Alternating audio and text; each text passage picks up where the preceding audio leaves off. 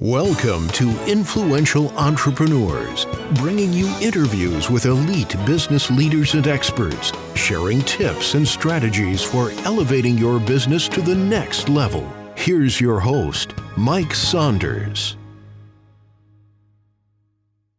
Hello and welcome to this episode of Influential Entrepreneurs. This is Mike Saunders, the Authority Positioning Coach. Today we have with us Pete Mussoni, who's the founder of Income Security Associates. Pete, welcome to the program. Thank you, Mike. Happy to be here. Hey, so I want to learn all about what you do and how you do it and how you serve your clients to preserve the security of their income for retirement and wealth planning and all of the things that you do. But get us started first with what's your story and your background and how did you get into the industry in the first place? Well, I had been involved, Mike, with corporate industrial sales for probably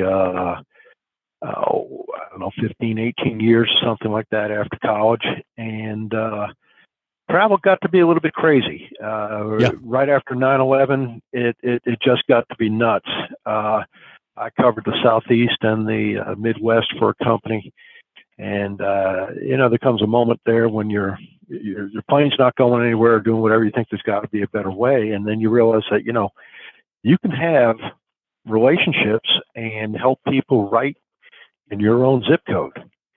And I got involved looking to do something a little bit closer to where I lived and didn't have to travel 2 nights a week, 3 nights a week. I still travel. I still go lots of places, but not every week. And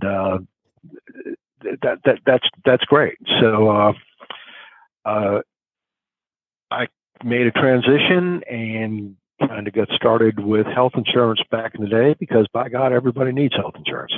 And over time, learned, studied, developed my skill set, my knowledge. And as it turned out, many of my industrial clients that I used to have from my previous industrial sales career followed me over here for their own personal family protection and planning needs. And in many cases, sometimes I went back in and worked with them on some benefits. You said a couple key words that I think are really important. Study. Too many times people hear, oh, look, this industry is really lucrative. I'm going to get into that, make a bunch of money. And then they don't want to put the work in.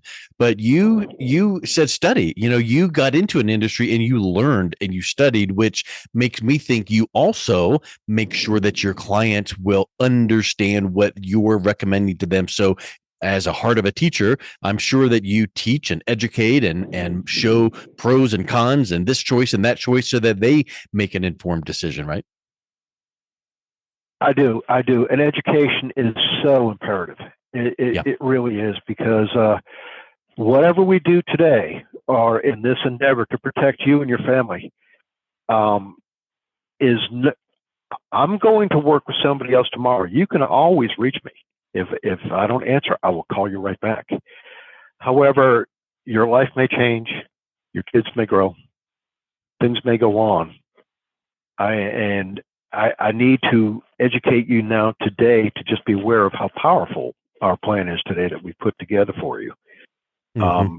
But if there's ever a moment where you think you forgot or something else or you don't remember what we've spoken about, feel free to pick up that phone and do it again. And on top of that, in staying in touch with my clientele, I'm pretty good about putting a touch on them a couple of times a year just to find out that everything's okay and there's no concerns. But then you find out something's happened. They've gone back to work, or they've left work, or they're thinking of leaving work, or they want to deal with another matter in the family. It's so important. Relationships are so important. That we could probably talk for 9.5 hours on that one thing, relationships and relationship marketing and relationship building, because it really isn't closing a sale. It's opening a relationship. It's, as I tell people, I'm going to be your financial person and your insurance agent until one of us dies. And that's it. Because you're going to earn the right to keep that. Right. And, and to be candid, it could be me. It could be me that goes first. We don't know what tomorrow brings, but till one of us dies, you know, I'm not starting out in the industry. I'm not your nephew or your niece that's just trying to sell everybody in the family just to try to preserve their job for another week. I managed to start in this industry without having to sell my entire family. That's strong. And then some. But we're you started off with oh, go ahead. We're going to be together. We're going to hold hands and walk into whatever the future is going to be together. You can always call me. The worst that I can say to you is, I don't know, but I'll see what I can do. Yep. Huge. You started off, you mentioned in health insurance. How did that proceed with adding in different types of insurances, or how did that progress in how you then started learning and finding out opportunities to serve your clients with different type of financial tools?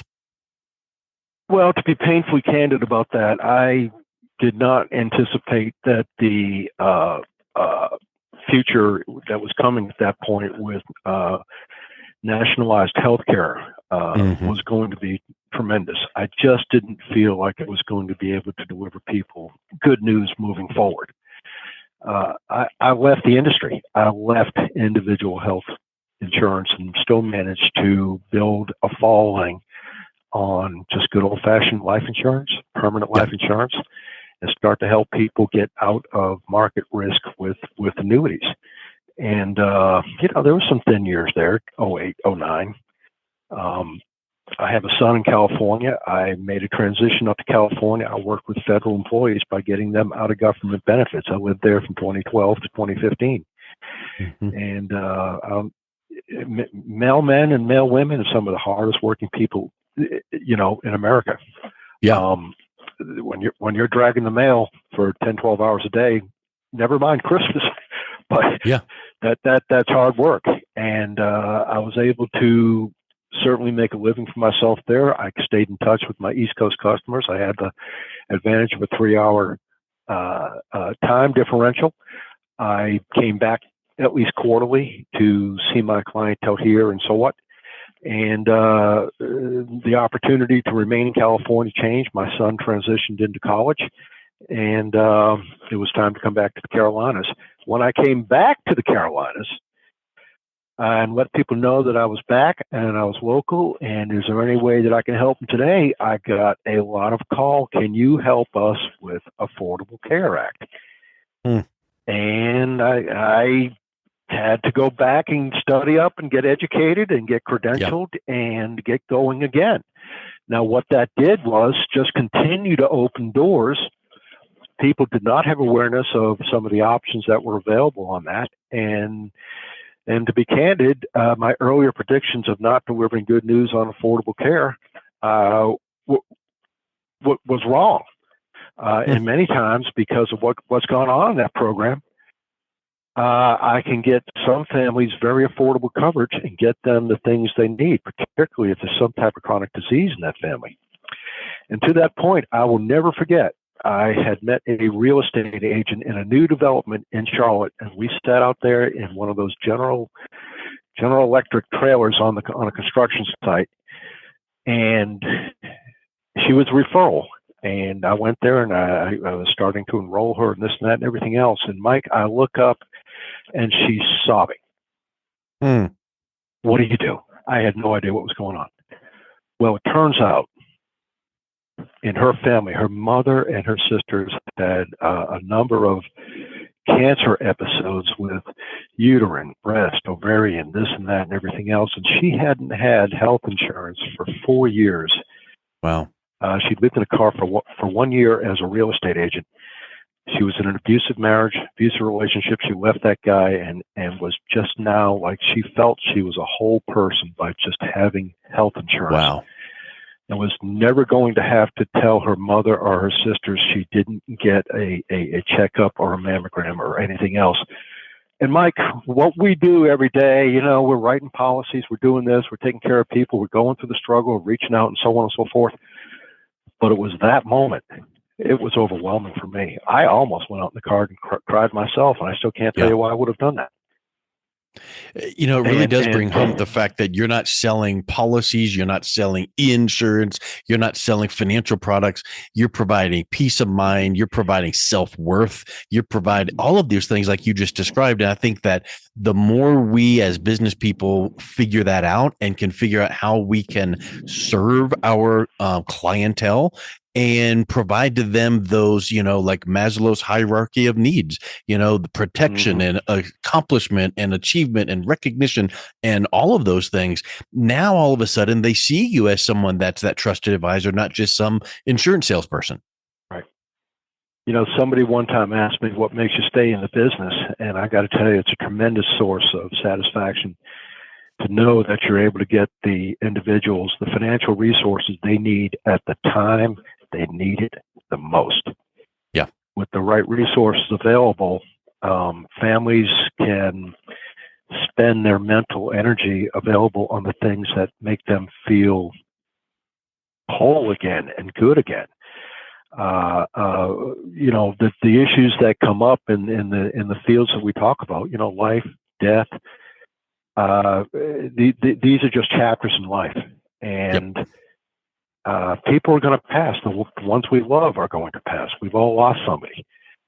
But if there wasn't protection in place, it's a financial calamity when you should be mourning that person's life and celebrating that person's life, or The kind of coming back from an coverages. accident. Yeah. Or loss of work, or you can't work for 2 years, or all of those things. And we're talking about specific incidences like, oh, you need health coverage, here you go. You need life insurance, here you go. But I think that you then pull back the curtain and look from a further perspective, like 30,000 foot, and look at retirement planning. Mm-hmm. So or tell us a little bit about what you then started doing to go, okay, you need these things, yes, but this fits, this piece of the puzzle fits into a bigger picture, and we need to start seeing how this fits into your retirement plan. How do you serve your clients that way? Well, I saw in my own family and in the family of friends and acquaintances just a fear of the unknown, a fear of what's coming, and a fear of not having enough financial resources, in retirement. And what happens with that fear? It winds up going into missed opportunities for reunions, missed opportunities for family trips, missed opportunities for just enjoyment of life. It's retirement, man. We have busted our tail for all of these years, and you ought to be able to have some peace of mind in retirement. And in the specific memories that are coming to mind now, fear of not having enough money is one issue. The other concern is health problems. Yeah. And it may happen that a health impairment can be such a huge stressor on the entire family that it takes over all of the thrust of the family. I mean, it can be a huge stressor on the entire family. The kids, and when I say kids, I mean my generation, I'm 61 years old, have become really the sandwich generation. We're all taking care of our kids, trying to launch them into the world, but then all of a sudden our parents become impaired, and we become the caregivers of those parents. It's a huge stressor on the middle sandwich generation. And even in a city like that I'm sitting in right now, Charlotte, North Carolina, or Raleigh, or Atlanta, or Knoxville, or Richmond, you can have a pretty much intact family. And just getting from one side to the other side of town just to check on a family member, that can be an afternoon. Yeah. And families are machines. Families are rhythm. Families are things that happen with expectations. And when you throw in something that puts such a stressor on like that in the family, it becomes really disruptive and can lead to divorces. It can lead to not good family relations and everything else. By talking to families and talking to people as they transition into retirement, you ask them, how would a significant health impairment affect you and affect the multiple generations in your family? when they start to realize, it's not just me getting sick, it's a whole thing for the family, we can talk about that and see if there's a solution. We'll never completely eliminate it because we love those people. We want to remain close to them. But we can try to put some things in where we can use resources, financial resources, to put some of the care demands, take that off other folks in the family, and let them be the case manager, so to speak, for mom or dad, and not have to be the actual caregiver. Yeah, that's huge. Seeing that happen, and seeing that happen even in my own family. I don't want to go into too much, but my mother was in LTC for 12 years. And I had written a policy on her that went 4 years, and then she became quite a burden. I mean, I don't know, maybe we might need to edit this out, but she wasn't nice to people, and it was something, but we don't have to necessarily go that way. Yep. So in our business, Mike, we have something called normalcy bias. It hasn't happened to me, so therefore it won't. It's one of the biggest concerns that we have to get over. And we have to tell people you're suffering from normalcy bias. Of course, we have to find a nicer way to say it. But it's when something happens to a family relative or something like that, that suddenly they start thinking about, oh my goodness, what would happen to my family were this to happen to me? Well, let's have that conversation. That is a good faith, ethical conversation to have, to see how we can improve family life, even if somebody is impaired in some way. And so much of the time, isn't it true, Pete, that when you plan the right way, then when things do come up, because like you said, you might not wish that this or that or the other would come up, but things happen. Long-term care needs. Maybe it's you can't work for 4 years. Maybe there is a deceased family member. But if you have your financial house in order, now you know the moves to make right there. So doesn't that give just a huge amount of peace of mind to your clients when you lay out that plan and say, okay, if these things happen, here's the solution. We pray that they don't. And then it just gives people like that deep breath, peace of mind. I think not only does it give them peace of mind, but honestly, we're entitled to peace of mind. It ought to be a natural, it ought to be really out there as a natural right. We shouldn't have to worry or have fear. There's going to be life problems that happen. Things will happen.